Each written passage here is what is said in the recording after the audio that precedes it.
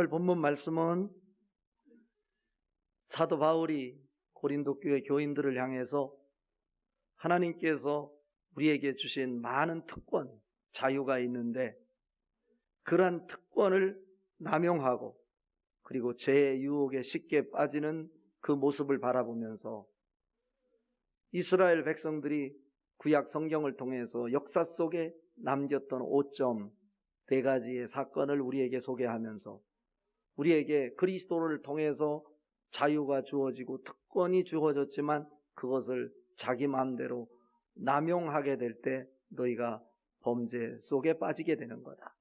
특권과 자유가 있지만 그것을 너희 마음대로 남용하지 말고 너희 믿음이 하나님 말씀 안에서 예수 안에서 굳건히 세워졌는지를 한번 확인해 봐라.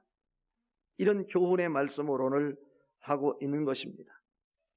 저는 동일한 말씀을 가지고 우리들에게 주는 말씀으로 받아들여서 정말 우리가 믿음에 대한 자부심이 얼마나 큰지, 그리고 우리가 붙잡고 있는 이 믿음이 정말로 안녕하신지 이렇게 한번 살펴보려고 하는 것입니다. 그래서 오늘 설교 제목도 당신의 믿음은 안녕인가 물어봐야 된다는 거예요.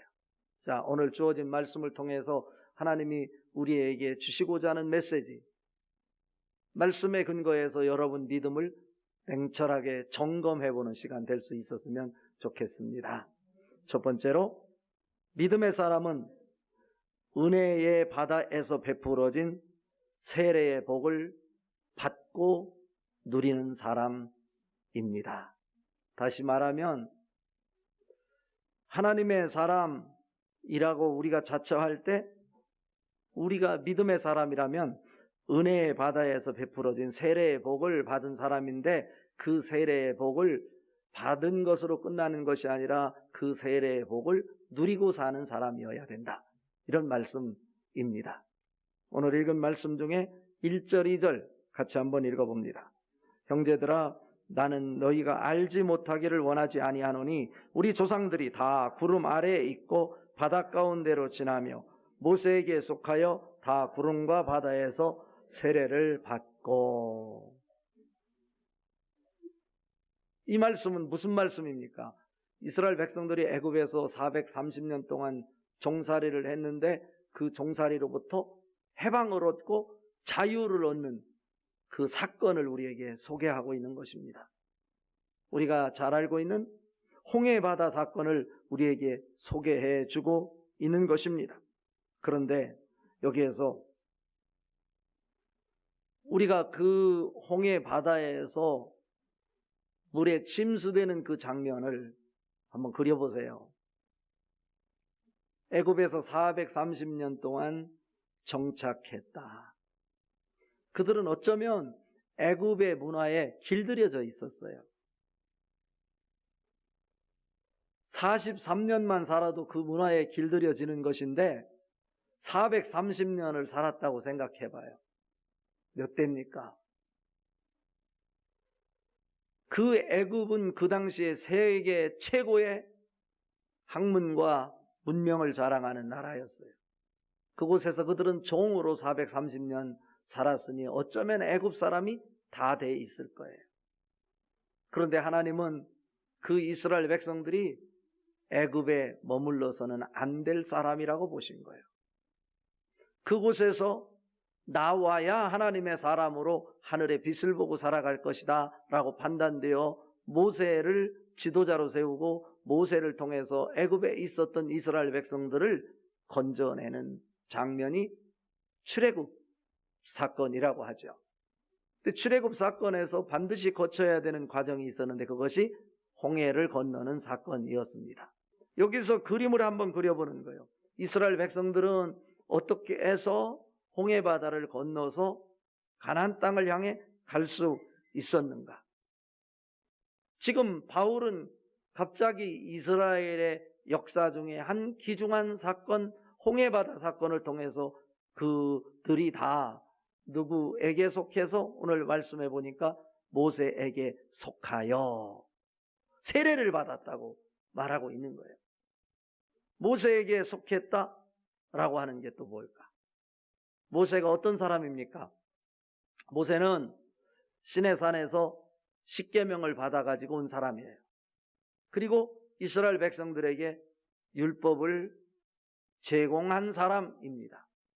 이스라엘 백성들이 홍해 바다를 건너서 모세가 시내산에서 하나님으로부터 받아서 가져다 준 율법을 보게 되었어요. 비로소 이스라엘 백성들이 430년 동안 전혀 알지 못하고 보지 못했었는데 모세를 통해서 준 율법을 봄으로 인해서 자기들이 어떤 자인지를 깨닫게 된 거예요. 그리고 그 모세가 준 율법을 통해서 아하, 우리는 이 율법을 완벽하게 지킬 수 있는 사람이 아무도 없구나. 다른 말로 바꾸면 이 율법을 통해서 구원을 받을 사람은 아무도 없구나 라고 하는 것을 아는 거예요. 그때 그들이 한 곳을 바라보게 되었는데 그것이 뭘까요? 하나님은 우리를 살리기 위해서 율법을 주셨는데 그 율법으로는 해답이 없다. 그럼 그들에게는 반드시 있어야 될 것이 있었는데 그것이 뭐냐면 바로 예수 그리스도였었다라고 하는 거예요. 모세가 율법을 대신한다면 예수 그리스도는 은혜를 대신하는 자라고 할 수 있어요. 그래서 갈라디아서 3장 24절에 보면 율법은 구원회로 우리를 인도하는 초등교사이다.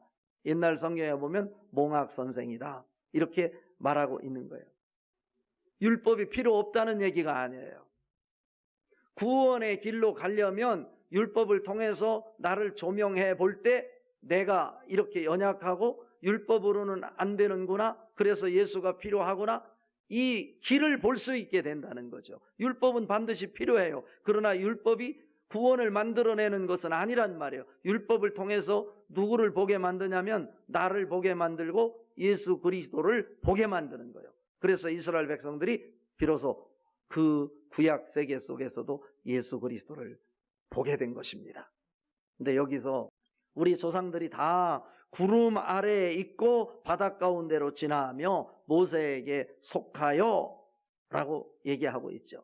여기서 우리 조상이 다 구름 아래에 있고 뭐뭐 아래에 있다. 전치사인 헬라 원어에 보니까 휘포라고 하는 단어를 쓰고 있는데 휘포라고 하는 것은 시간 공간에 이런 구름 아래에 있다 이런 의미라기보다는 하나님의 능력과 보호 아래 있게 되었다 이런 말씀이에요. 이것은 결국 무엇을 얘기하나요?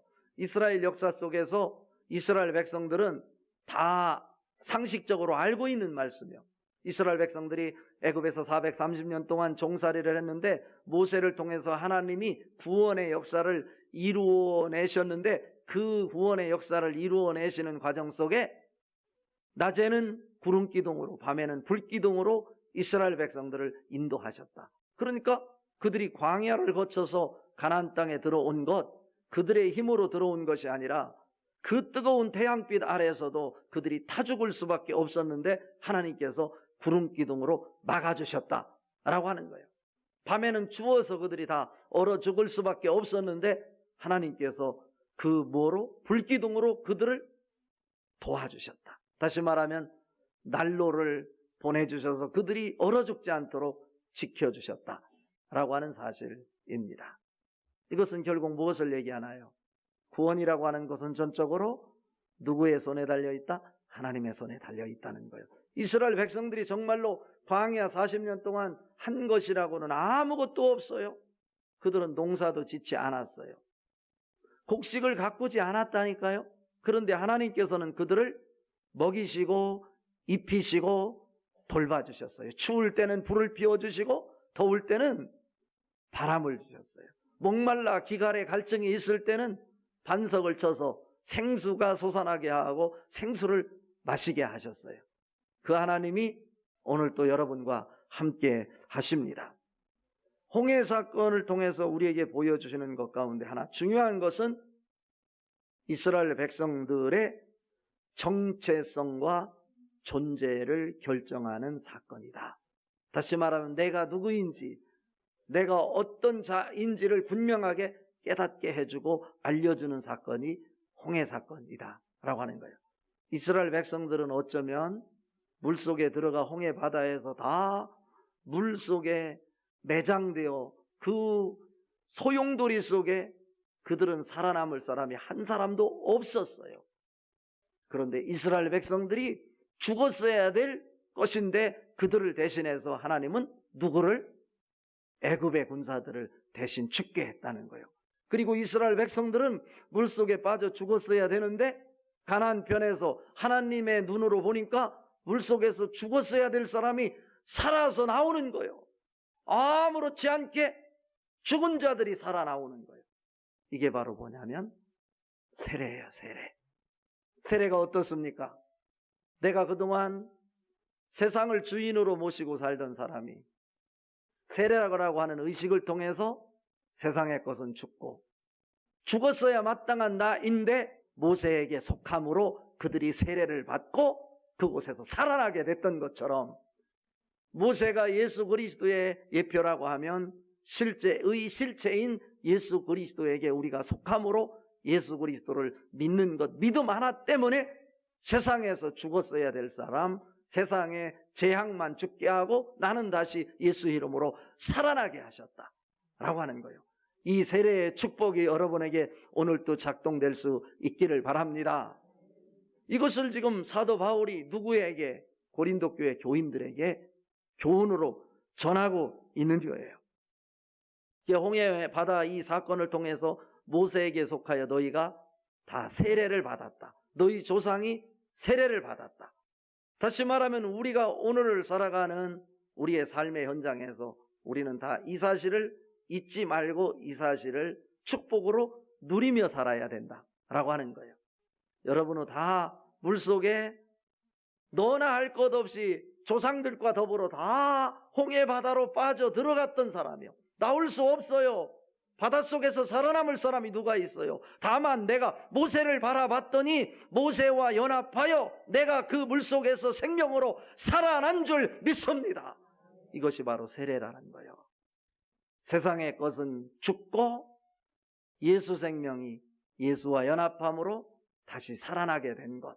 그래서 지금부터 나는 세상에서 이미 죽었을 사람인데 예수 이름으로 새 생명 얻고 하나님의 자녀로 하나님을 주인으로 모시고 사는 하나님의 사람입니다. 하나님과 세상 앞에 공표하는 것, 이것이 바로 세례이다라고 하는 것입니다.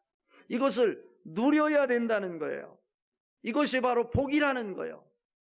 지금 사도 바울은 이런 사건을 강력하게 말씀하고 있는 것이죠. 그리고 특히 오늘 3절부터 또 5절까지 쭉 얘기해요. 다 같은 신령한 음식을 먹으며 다 같은 신령한 음료를 마셨으니 이는 그들을 따르는 신령한 반석으로부터 마셨음에 그 반석은 곧 그리스도시라. 그리스도시라. 그리스도래요. 우리가 그 광야길을 걷는데 만나를 먹고 생수를 마셨는데 그것이 다 반석에서 나오는 것을 먹고 마신 건데 그 반석이 예수 그리스도다. 분명히 말씀하고 있는 거예요. 그러니까 우리가 세례를 받는 것도 또 우리가 이 광야길을 걸어가면서 먹고 마시는 것도 다 뭐가 기초가 돼요? 예수 그리스도가 기초가 되어 우리가 음식을 먹고 생수를 마시는 것이다. 오늘도 여러분 예수 그리스도를 통해서 세상의 기갈 속에 새로운 생명수를 맛보며 살 수 있는 여러분 될 수 있기를 바랍니다. 이 물을 마시는 자마다 다시 목마르려거니와 내가 주는 물을 마시는 자는 영원히 목마르지 아니하리니 이 내가 주는 물은 그 속에서 영생하도록 솟아나는 샘물이 되리라 말씀하셨어요. 예수 하나 붙잡고 살아가게 될 때 여러분은 세상에서 영원히 목마르지 않는 생명수를 마시며 살 수 있는 하늘의 기쁨의 주인공이 될 것입니다. 두 번째로 오늘 말씀을 통해서 우리에게 주는 것은 믿음의 사람은 말씀을 거울 삼아 일상 속에서 믿음의 진보를 보여야 합니다.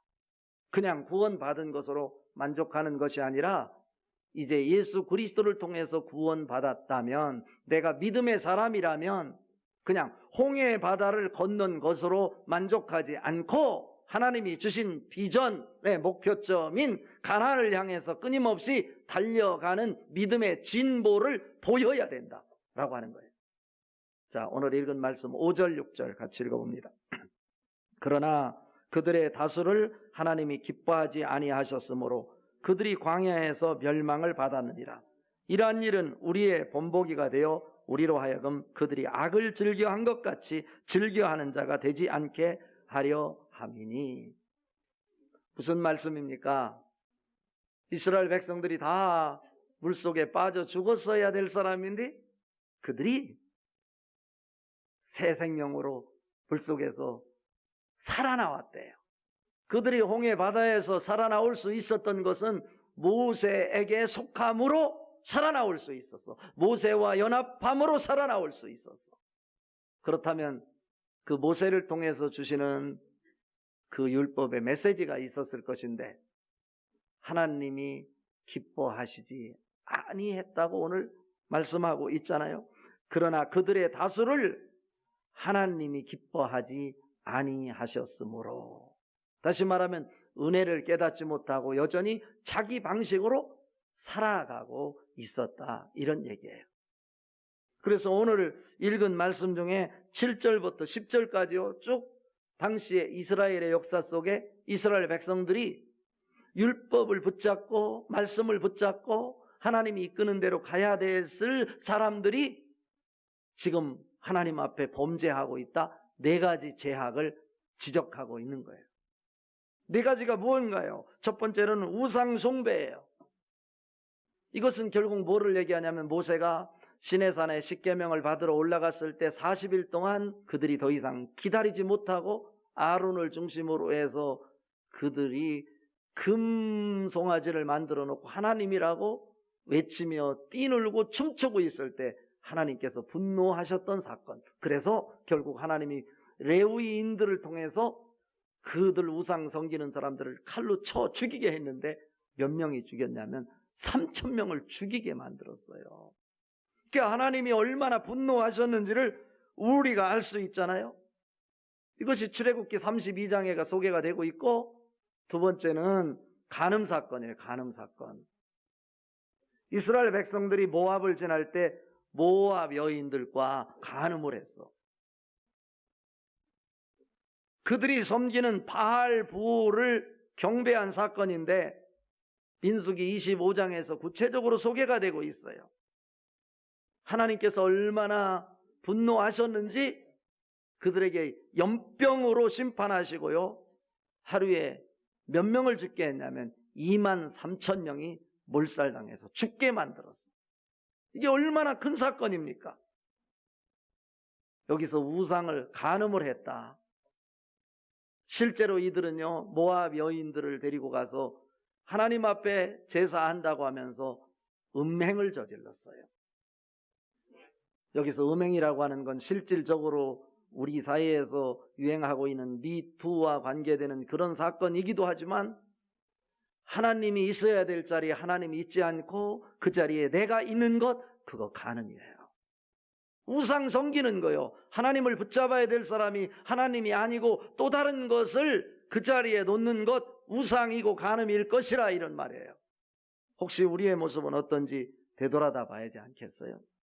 세 번째 사건은 하나님을 시험한 사건인데요, 호르산에서 최단 거리인 에돔을 통해서 이렇게 가나안 땅으로 가면 직선거리로 쉽게 갈 수 있는데 에돔을 거쳐가지 않고 빙 돌아감으로 인해서 이스라엘 백성들이 화가 났어요. 그래서 우리가 먹는 이 식물 먹기 싫다, 우리 고기 먹고 싶다 하면서 하나님을 시험했어요. 자기들의 이 얄팍한 지식으로 하나님의 능력을 시험한 사건이라고 성경은 기록하고 있는데, 이때 하나님께서 그들에게 불뱀에 물려서 막 다 죽게 만들었어. 그때 모세가 기도하잖아요. 그때 하나님께서 모세에게 준 것이 높은 창대 불뱀을 매달아 그것을 쳐다본 사람은 살게 하리라 그랬는데, 사람들이 그걸 믿었어요. 뱀 물려서 지금 막 죽어가고 있는데 장대 위에 불뱀을 만들어 놓고 그걸 쳐다보면서 한다? 믿져봤자 본전이라고 쳐다본 사람은 다 살았는데 안 믿고 안 쳐다보고 자기 뱀 물린 자욱 약 바르느라고 거기에 집중했던 사람 다 죽었어요. 이게 시험 사건이요. 이건 지금 고린도 교회에서도 그대로 있었다는 거예요. 바울을 통해서 이방 사람들이 하는 우상의 축제에 참여하지 말라고 그랬는데 우리는 자유다. 거기에 그리스도를 통해서 자유를 얻었는데 그런 우상 축제에 참여하는 것, 우리 마음에 꺼리낌 없으면 되는 것 아니냐? 정말 우리가 그 우상 축제에 참여했을 때 하나님이 우리에게 징벌을 내리는지 그렇지 않은지 시험을 한 거예요. 동일한 상황이에요. 동일한 상황. 하나님을 시험하는 모습이 되어서는 안 된다라고 하는 거예요. 그러한 죄를 범했을 때 하나님께서 깨끗하시게 우리를 용서하시고 또 관용하시는지를 얄팍한 지식으로 하나님을 시험한 사건. 마지막으로 네 번째 역사 속에서 보여주는 사건이 뭐냐면 하나님을 원망하다가 멸망한 사건이야. 정탐군이 와서 보고하는 것 보고 밤새 이스라엘 백성들이 통곡하며 울었다라고 하는 거예요. 부정적인 보고를 하는 10명의 정탐꾼의 얘기를 듣고 분통하며 밤새 통곡했던 그들, 그러면서 하나님을 원망했던 사건을 이야기하고요. 또 하나는 모세와 아론을 향한 이스라엘 백성들의 불평과 원망 사건이라고 할 수 있죠. 그리고 모세를 향해서 반기를 들었던 고라, 다단, 아비람의 반역. 그때 하나님께서 어떤 징계를 내렸어요? 땅이 갈라져서 땅이 그들을 삼켜버리게 만들었고요. 그리고 분향을 하라고 자기들도 분향할 수 있는 권한이 있는데 왜 모세와 아론만 왜 그런 일을 하냐 해서 그럼 분향 한번 해봐라 하고 그 지도자들 250명이 분향을 하게 하고 그 분향하는 그 불이 그들을 다 살라 태우게 만든 사건이에요. 그리고 연병으로 죽은 자가 14,700명이다. 민수기 16장 49절에 나와서 온통 불평하고 원망할 때 하나님께서 그들을 어떻게 했다고요? 불로 태워 죽이고 땅으로 삼키고 연병으로 이렇게 죽게 만든 사건이다 라고 하는 거예요. 이 네 가지 사건을 통해서 우리에게 보여주시는 건 뭘까? 너희들에게 있는 사건마다 너희들의 얄팍한 생각으로 판단하지 말라. 그곳에는 하나님의 뜻과 섭리가 있는 것이다. 우리의 믿음은 어떻습니까? 우리의 자신을 한번 이 말씀을 통해 살펴봐야 돼. 사사건건 나는 내 생각으로 판단하고 심판하면서 신앙생활을 하고 있는 것은 아닌지. 우리의 판단은 누구만 할 수 있냐면 하나님만 하실 수 있는 거예요. 우리는 내 마음에 들지 않는 것 있을 때 원망하고 불평하기보다는 하나님 앞에 나와 기도함으로 하나님께 그 사실을 아뢰고 하나님께서 판단하실 수 있도록 하나님께 판단의 권한을 드리는 모든 주권을 내가 활용하는 것이 아니라 내가 사용하는 것이 아니라 하나님이 그 주권을 사용하실 수 있도록 하나님께 주권을 올려드리는 성도들 될 수 있기를 바랍니다. 자, 오늘 말씀의 결론입니다. 믿음의 사람은 자기 속에 있는 아말렉과 평생 싸우는 자이어야 합니다 라고 하는 거예요. 우리가 신앙생활을 하다 보면 회의적이고요, 권태기를 맞이해서 이 하나님이 원하는 이 교회의 비전 따라 진도에 따라가지 못하고 약해져서 뒤에 처져 있을 수 있어. 그런 자를 누가 친다고요? 아말렉이 친대요. 그리고 그 아말렉은 누구라고요? 하나님을 두려워하지 아니한대요. 다시 말하면 우리 속에 이런 마음이 있다는 거예요. 아말렉은 다른 곳에 있는 것이 아니라 우리의 마음 속에 아말렉이 하나님을 대적하는 자로 서 있을 수 있다는 거예요. 뭐라고? 비전 앞에 그렇게 빨리 갈 거 없어 하고 어떻게? 불평하고 원망하면서 뒤로 처져 있는 사람들. 그런 자들은 마귀가 꼬이는 거예요. 그리고 하나님을 두려워하지도 않는데요. 그런 마음이 우리 속에 있다는 거예요.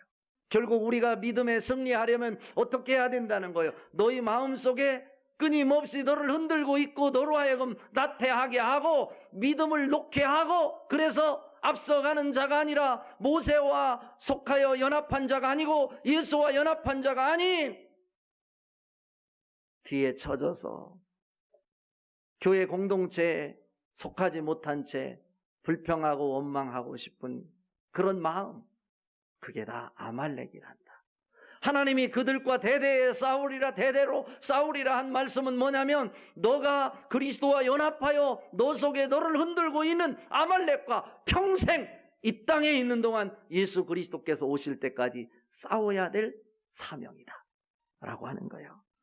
사랑하는 성도 여러분, 이 아말렉과의 전쟁 후에 모세가 그곳에 제단을 쌓고 예배했어요. 그리고 그곳을 지칭해서 여호와 니시라고 이름을 붙였어요. 승리의 깃발이라는 거예요. 우리의 승리의 깃발은 나 혼자 꽂을 수 없어요. 내 속에도 나를 반대하는 아말렉이 나를 계속해서 흔들고 있을 것인데, 여러분이 스스로 이길 수 없어. 여러분 믿음을 흔들고 있는 아말렉이 무엇인지를 되돌아다보고 예수의 이름으로 여러분 속에 있는 아말렉과 싸워서 승리함으로 하나님 앞에 제단을 쌓고 승리의 깃발을 꽂을 수 있는 승리의 백성들 다 될 수 있기를 주님의 이름으로 축복합니다.